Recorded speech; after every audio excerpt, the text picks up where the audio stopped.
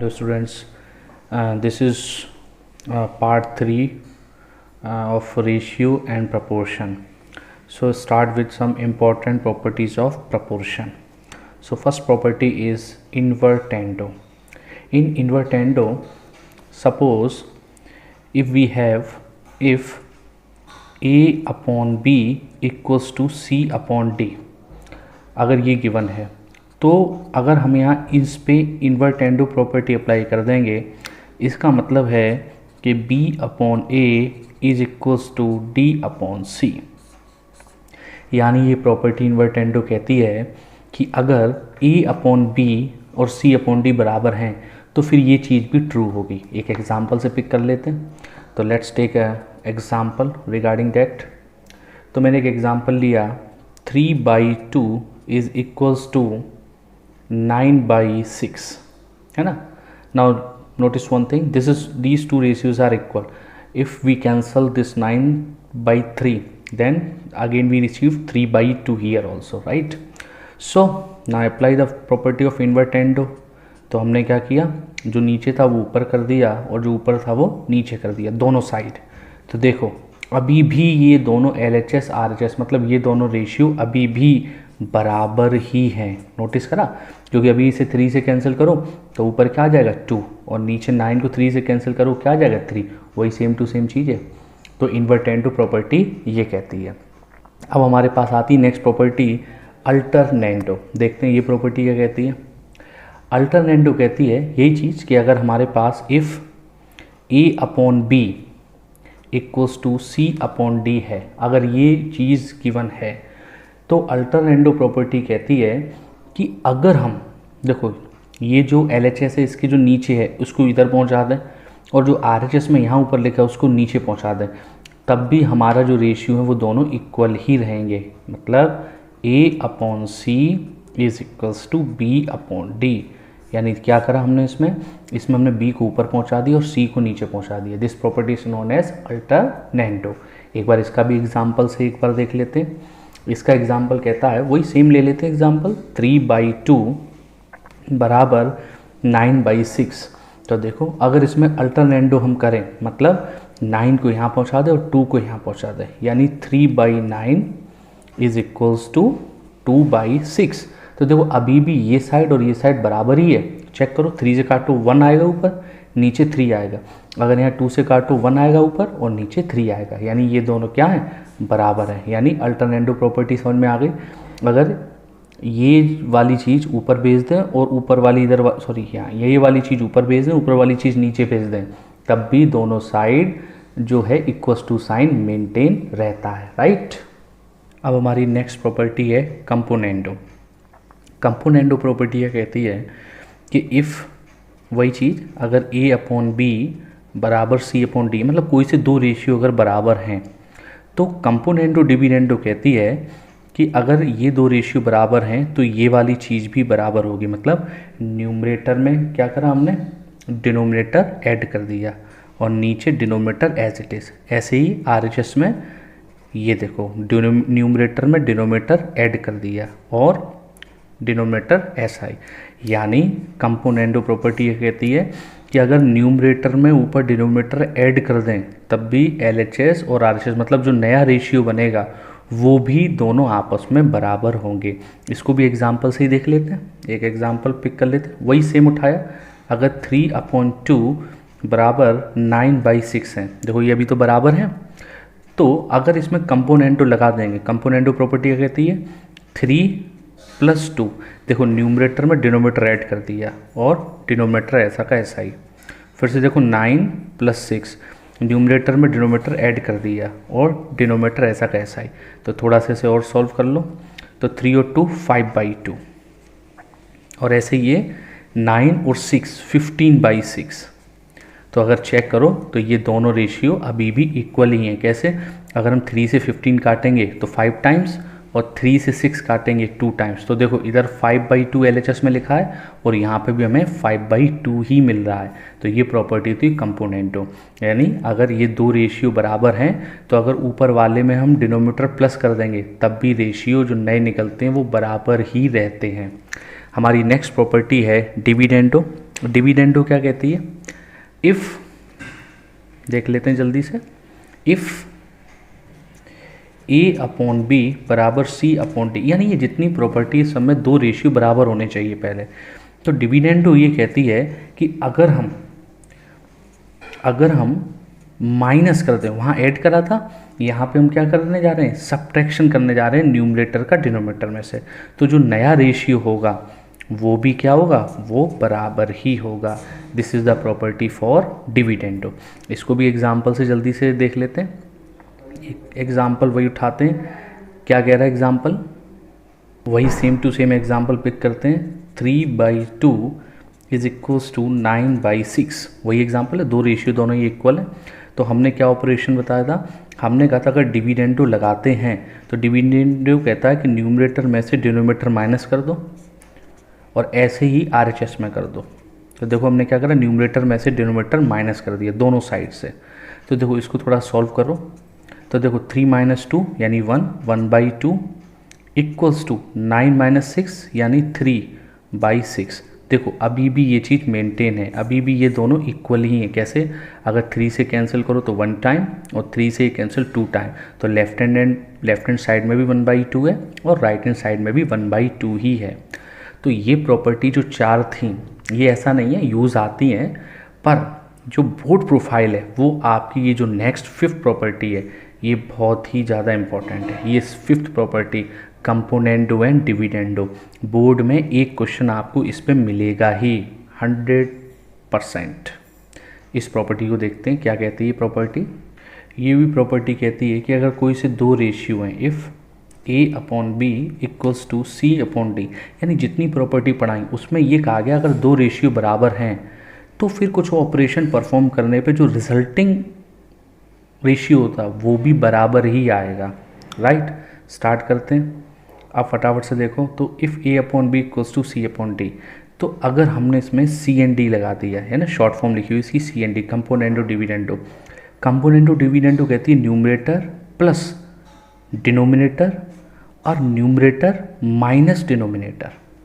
यही सेम चीज़ आरएचएस में भी अप्लाई करेंगे, न्यूमरेटर प्लस डिनोमिनेटर और न्यूमरेटर माइनस डिनोमिनेटर।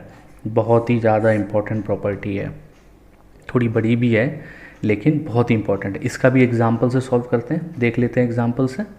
वही एग्जाम्पल सेम उठाते हैं, अगर 3/2, अगर नहीं ये इक्वल है ही है, 3/2 9/6 एक ही बात है, क्योंकि अगर आप 3 से कैंसिल करो तो ऊपर 3 आ जाएगा, 6 को कैंसिल करो 2 आ जाएगा। तो अगर ये इक्वल है तो देखो अगर इसमें मैंने अप्लाई कर दिया, अगर मैंने इसमें अप्लाई कर दिया सी एंड डी मतलब कंपोनेंडो डिविडेंडो, तो देखो होगा क्या। तो यहाँ पे थोड़ा स्पेस यूज़ कर लेते हैं। तो मैंने बोला न्यूमरेटर प्लस डिनोमिनेटर और नीचे फिर से न्यूमरेटर ही और माइनस डिनोमिनेटर इक्वल्स टू यहाँ पे न्यूमरेटर प्लस डिनोमिनेटर और न्यूमरेटर माइनस डिनोमिनेटर। तो सॉल्व कर लो इसको। तो देखो 3 + 2 5 और नीचे 1, 9 और 6 15 और 9 - 6 3। तो अभी अगर आप चेक करो, अभी विजिबल हो गया होगा, अगर आप चेक करो, ये बस मैंने सॉल्व किया है। तो देखो LHS में क्या है 5/1, RHS में अगर आप 3 से कैंसिल करो तो ऊपर 5 आ जाएगा और नीचे 1 आ जाएगा। यानी देखो ये अगर दो रेशियो बराबर हैं और अगर इस तरह का आपने ऑपरेशन परफॉर्म किया, किस तरह का ऑपरेशन, इस तरह का कि न्यूमरेटर में डिनोमिनेटर प्लस कर दिया और नीचे न्यूमरेटर में डिनोमिनेटर माइनस कर दिया, ऐसा अगर दोनों साइड करोगे तो जो रिजल्टेंट रेशियो आएगा उसकी भी LHS और RHS बराबर ही होगी। यानी वो जो रिजल्टेंट रेशियो आएंगे वो भी आपस में बराबर होंगे।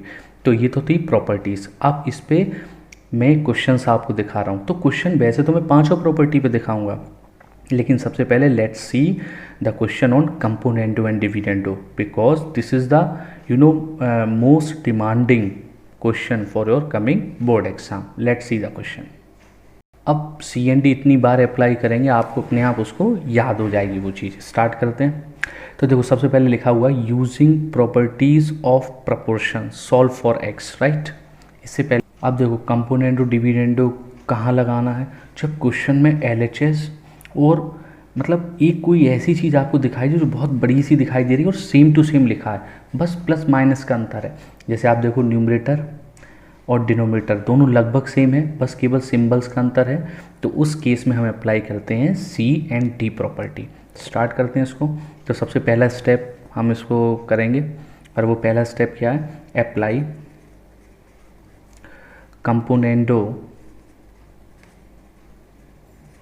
Componendo and dividendo. तो यहाँ पे अप्लाई कर दिया। तो कंपोनेंटो डिविडेंडो कहता क्या है, न्यूमरेटर लिख लो पहले। तो देखो यहाँ पे मैं रफ पे आपको लिख के दिखा देता हूँ शॉर्ट में, न्यूमरेटर प्लस डिनोमिनेटर और न्यूमरेटर माइनस डिनोमिनेटर। ये रफ वर्क लिखा है ना, इसको कॉपी मत करना। ऐसी दोनों साइड हम करते हैं। स्टार्ट करते हैं। तो सबसे पहले हमने क्या करा, बिल्कुल as it is numerator copy कर लिया, आप देख रहे होंगे। अब इसमें प्लस कर दिया। क्या प्लस करा, डिनोमिनेटर। तो देखो डिनोमिनेटर प्लस कर दिया, सभी लोगों को विजिबल हो रहा है। अब नीचे गए, ये न्यूमरेटर है इतना और ये इतना डिनोमिनेटर है। अब नीचे लाइन, अब फिर से क्या करा, अब फिर से न्यूमरेटर ही लिखना है। प्लीज़ पे अटेंशन, न्यूमरेटर ही लिखना है। तो मैंने न्यूमरेटर ही लिखा और माइनस करना है। तो देखो ये मिस्टेक पॉइंट आ जाएगा। यहाँ कई बच्चों को मैंने मिस्टेक करते देखा। जब ये माइनस करते हैं तो प्लीज़ यूज़ ब्रैकेट, है ना। उससे आपको बेनिफिट क्या मिलेगा, हमने ये denominator as it is copy कर दिया। ये थोड़ा कुछ नहीं है, ये इसको ब्रैकेट मान लो, है ना।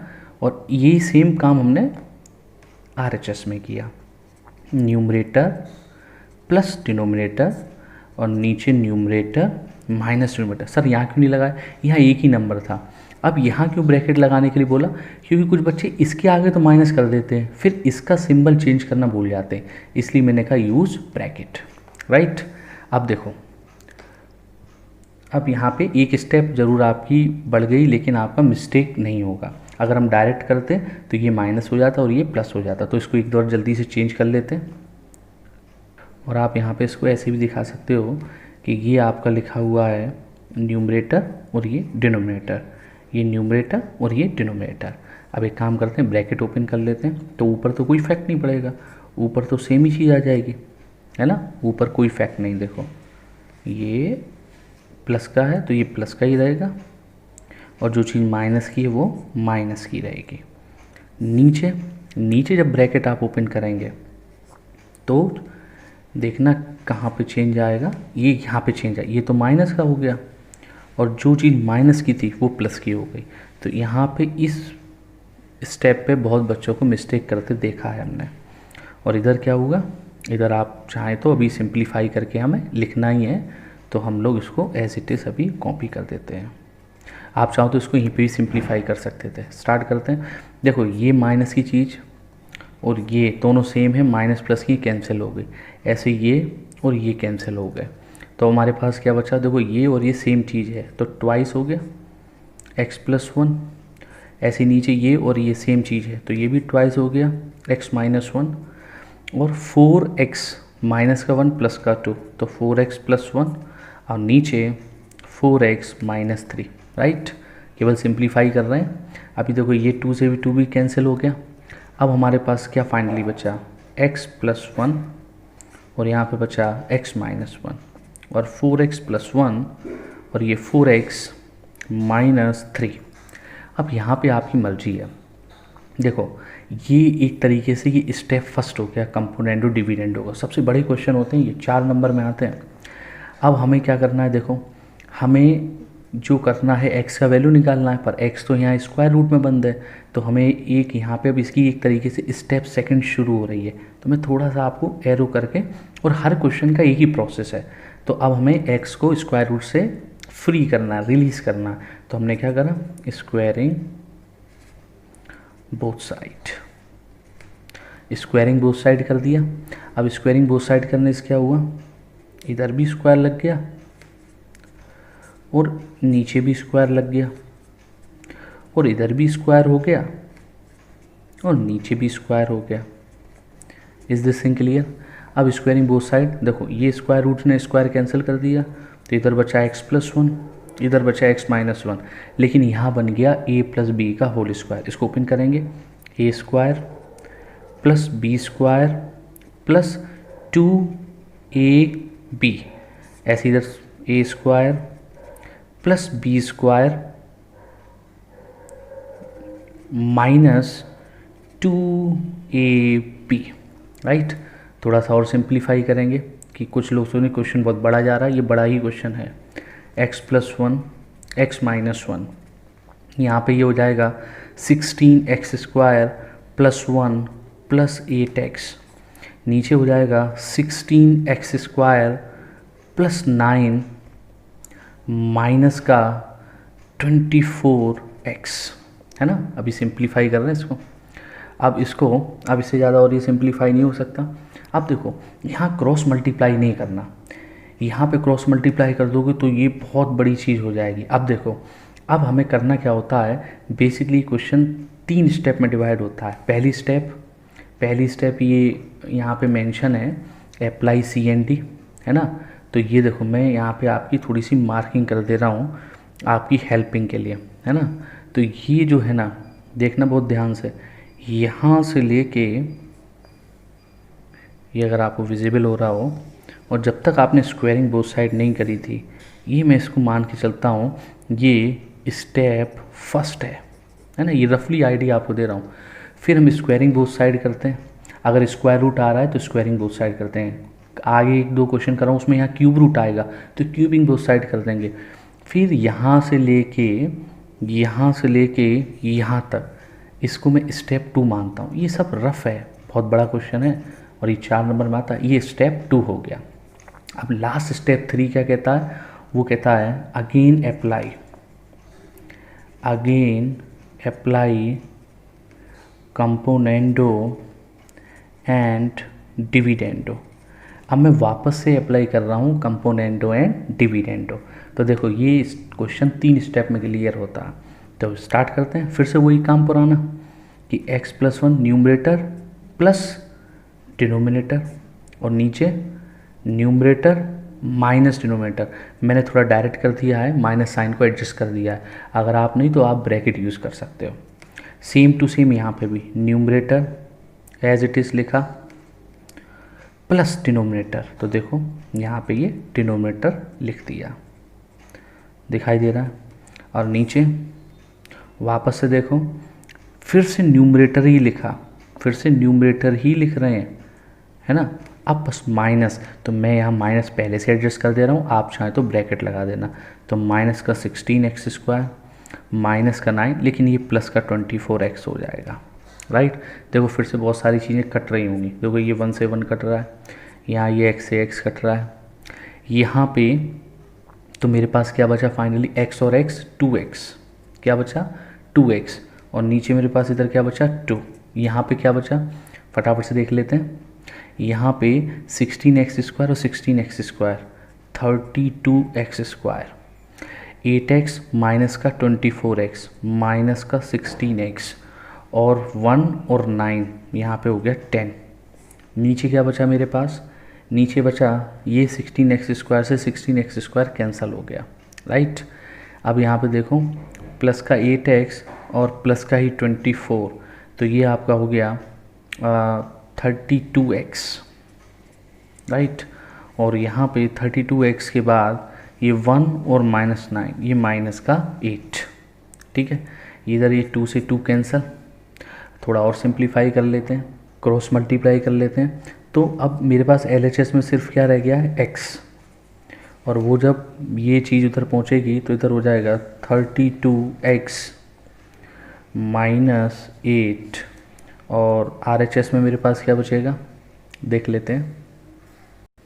RHS में है 32x² minus 16x plus 10, right. जरा इस x का मल्टीप्लाई करते हैं, we get 32x² minus 8x equals to 32x² minus 16x plus 10, ये 6 है। अभी आप देखो ये और ये दोनों कैंसिल हो गया, तो मेरे पास क्या बचा 16x उधर लेके आया तो माइनस का 8x उधर था ही, फिर ये प्लस का 16x, और उधर क्या बचा 10, राइट। तो यहाँ से क्या बचेगा 8x प्लस का ये 10, तो यहाँ से x का वैल्यू क्या आ गया 10/8। अगर मैं इसे कैंसिल कर दूँगा तो मेरे पास आंसर आ जाएगा 5/4, है ना। तो it implies x equals to 5/4। Question देखो कितना बड़ा है, जल्दी से देखो, हर क्वेश्चन में यही सेम प्रोसीजर अप्लाई करना है। तो वो क्वेश्चन है, पहला स्टेप अप्लाई CND। देखो मैंने CND अप्लाई किया, है ना, फिर मैं इसको सॉल्व करते चला गया। देखो ये रही स्टेप फर्स्ट, ये देख रहे हो, ये रही step first, this is your step first. यहाँ तक, जहाँ तक ये सॉल्व हो जाए, याद रखना कैंसिल जरूर चीज़ें होंगी कहीं ना कहीं। फिर स्टेप 2 क्या हुआ, अगर स्क्वायर रूट है तो स्क्वायरिंग बोथ साइड कर दिया, फिर मैं सॉल्व करता चला गया, और फाइनली इससे ज़्यादा फिर सॉल्व नहीं कर सकता था, राइट। क्रॉस मल्टीप्लाई मत करना, क्योंकि आपको x² और x दे देगा क्यूब, और क्यूबिक इक्वेशन अभी आपको सॉल्व करनी नहीं आती है। तो हमने अगेन अप्लाई CND करा। जब हमने अगेन अप्लाई CND करा तो हमने उसको सॉल्व किया, वही numerator plus denominator, numerator minus denominator, वही numerator plus denominator, numerator minus denominator. Question बड़ा देख के घबराना नहीं, सॉल्व करते चले जाना, राइट। फिर देखो, फिर हमने आगे इसको और बढ़ाया, तो हमने ये सॉल्व करा, और देखो finally you will receive the value of x, right. ये देखो x का वैल्यू आपका निकल के आ गया। अगर कुछ बच्चों को क्वेश्चन बड़ा लग रहा है, एक और क्वेश्चन हम पिक करते हैं, बिल्कुल ऐसे ही सॉल्व करेंगे। 3 स्टेप हैं, अप्लाई CND, दूसरा अगर स्क्वायर रूट आ रहा है तो squaring both side, cube root आ रहा है तो क्यूबिंग बोथ साइड। ज़्यादातर बोर्ड में स्क्वायर ही करना पड़ेगा। और तीसरी स्टेप अगेन अप्लाई CND। वो पीछे वाला क्वेश्चन इतना बड़ा था, देख के घबराए नहीं, जब आपकी प्रैक्टिस हो जाएगी तो आपको भी बहुत सिंपल लगने लगेगा। स्टार्ट करते हैं एक और क्वेश्चन। देखो कि x बराबर दिस, प्रूफ डैट, ये चीज़ हमें प्रूफ करनी है। देखो हमें कैसे पता लगेगा कि क्वेश्चन में कंपोनेंडो डिविडेंडो लगाना है। पहली बात, या तो ऊपर लिखा हुआ using the properties of proportion, और मैंने कहा न्यूमरेटर जो होता है वो डिनोमिनेटर जैसा ही होता है, सेम टू सेम, बस प्लस माइनस का अंतर होता है। तो आप समझ जाना, और काफ़ी बड़ा सा दिखाई देता है ज़्यादातर क्वेश्चंस में, तो आप समझ जाना कि न्यूमरेटर डिनोमिनेटर सेम है, बस प्लस माइनस का डिफरेंस है, यानी इसमें कौन सी प्रॉपर्टी लगने जा रही है, CND। आओ लगाते हैं। तो देखो यहाँ सबसे पहले याद रखना, यहाँ x के नीचे आपको 1 खुद बनाना पड़ेगा, है ना, तभी तो दोनों साइड रेशियो होगा, numerator upon denominator, numerator upon denominator. अब हम लोग करने जा रहे हैं अप्लाई CND। तो मैंने लिखा अप्लाई CND, आपको पूरा लिखना है कंपोनेंडो एंड डिविडेंडो। तो मैंने यहाँ पे अप्लाई कर दिया, ये स्टेप फर्स्ट है, याद है बताया था स्टेप फर्स्ट क्या है, अप्लाई CND। तो देखो numerator plus denominator, numerator minus denominator, ऐसे ही यहाँ पे न्यूमरेटर लिखा पहले पूरा, अगर आप देख रहे होगे मैंने पूरा न्यूमरेटर लिख दिया, फिर मैंने प्लस का निशान लगा के डिनोमिनेटर कॉपी कर दिया। ये देखो, ये जो भी डिनोमिनेटर नीचे लिखा था मैंने एज इट इज़ लिख दिया, और फिर नीचे फिर से न्यूमरेटर ही a+3b और a-3b, पर अब मुझे यहाँ माइनस का साइन लगाना है। देखो मैंने कहा ये मिस्टेक पॉइंट है, तो इसलिए बड़ा केयरफुल रहना। कुछ बच्चे अगर मिस्टेक करें तो वो अभी ब्रैकेट लगा सकते हैं, मैं थोड़ा यहाँ डायरेक्ट कर दे रहा हूँ जिससे मेरी एक स्टेप लिखने से बच जाए। तो यहाँ पे मैंने डिनोमिनेटर लिखा, तो जो चीज़ डिनोमिनेटर में प्लस की थी वो तो माइनस की हो गई, है ना, और जो चीज़ माइनस की थी वो प्लस की हो जाएगी। तो इसमें मैंने बहुत बच्चों को मिस्टेक करते हुए देखा है। तो ये CND लगा दिया, तो देखो यहाँ पे ज़रूर कुछ कैंसिल हो रहा होगा, मैंने बोला था। तो देखो a-3b से ये कैंसिल, और इधर ये और ये कैंसिल, राइट। तो हमारे पास क्या बचा, x+1 x-1, देखो दोनों सेम चीज़ हैं, तो ट्वाइस ऑफ a+3b, और नीचे भी दोनों सेम चीज़ हैं, ट्वाइस ऑफ a-3b। जो पहला क्वेश्चन था बिल्कुल सेम वही स्टेप। फिर मैंने ये 2 से 2 कैंसिल कर दिया, तो अब मेरे पास क्या बचा, x+1 x-1, और यहाँ पे a+3b और a-3b। तो देखो ये आपकी पहली स्टेप है ना, फर्स्ट स्टेप आपकी एंड हो चुकी है, जो कि मैंने बोला था कि आपको CND लगाना था, और जहाँ तक सॉल्व हो सके तो वहाँ तक। देखो ये हमारा स्टेप फर्स्ट, ये लिखना नहीं होता, रफ में है। अब आपको मालूम है आपको क्या करना है, अब आपको करना है स्टेप सेकंड स्टार्ट, और स्टेप सेकंड क्या कहती है, स्क्वायरिंग बोथ साइड। आपको स्क्वायरिंग बोथ साइड करना है। क्यों करना है, क्योंकि इसको स्क्वायर रूट से फ्री करना है। तो स्क्वायरिंग बोथ साइड किया, तो इधर क्या हो गया, x+1 पे भी स्क्वायर हो गया, और x माइनस 1 पे भी स्क्वायर हो गया, और इधर अंडर रूट a प्लस 3 पे भी स्क्वायर हो गया, और under root a minus 3b पे भी स्क्वायर हो गया, राइट। इसको a प्लस बी के होल स्क्वायर से ओपन कर दो, a square plus B square plus 2ab, और यहाँ पे a square plus B square minus 2ab, और इधर स्क्वायर रूट से स्क्वायर कैंसल, तो a प्लस 3b और नीचे a माइनस 3b, है ना। अब देखो ये भी काम हमारा हो गया, तो ये आपका एंड क्या हो गया, ये आपका एंड हो गया स्टेप 2, एंड हो गया ना। यहाँ पे ये जो मैं लिख रहा हूँ ये एंडिंग है ना, तो ये आपकी थी। देखो मैं एक बार मार्क कर देता हूँ, यहाँ से यहाँ तक स्टेप फर्स्ट, फिर यहाँ से यहाँ तक स्टेप 2, और अब आपको स्टेप 3 पता ही है। स्टेप 3 क्या कहती है, again apply C and D, means componendo and dividendo. तो वही क्या कहती है, कंपोनेंडो डिविडेंडो कहती है न्यूमरेटर प्लस डिनोमिनेटर, और फिर नीचे फिर से न्यूमरेटर ही। देखो न्यूमरेटर ये थोड़ा यहाँ प्लस था, ठीक है, ध्यान रखना, न्यूमरेटर प्लस डिनोमिनेटर, फिर से न्यूमरेटर ही, इस बार माइनस डिनोमिनेटर। और प्लीज़ मैं तो सिंबल डायरेक्ट चेंज कर देता हूँ। देखो जो चीज़ प्लस की थी वो माइनस की, जो चीज़ प्लस की थी वो माइनस की, और जो माइनस की थी वो प्लस की। अगर आप नहीं तो आप यूज़ प्रॉपर ब्रैकेट्स देयर, और यहाँ पे a plus 3b numerator plus denominator, और नीचे न्यूमरेटर माइनस डिनोमिनेटर। तो जो चीज़ प्लस की थी वो माइनस की, जो माइनस की थी वो प्लस की, फिर कुछ कैंसिल होगा। देखो यहाँ पे 2x से 2x कैंसिल, है ना, ये एक्स स्क्वायर से एक्स स्क्वायर, 1 से 1 कैंसिल करने बहुत मज़ा आता है मैथ्स में। ये यहाँ पे 3b से 3b कैंसिल, a से a कैंसिल, हमारे पास एक्स स्क्वायर 2x स्क्वायर, 1 और 1 2, 2x and 2x 4x, here a and a 2a, 3b and 3b 6b।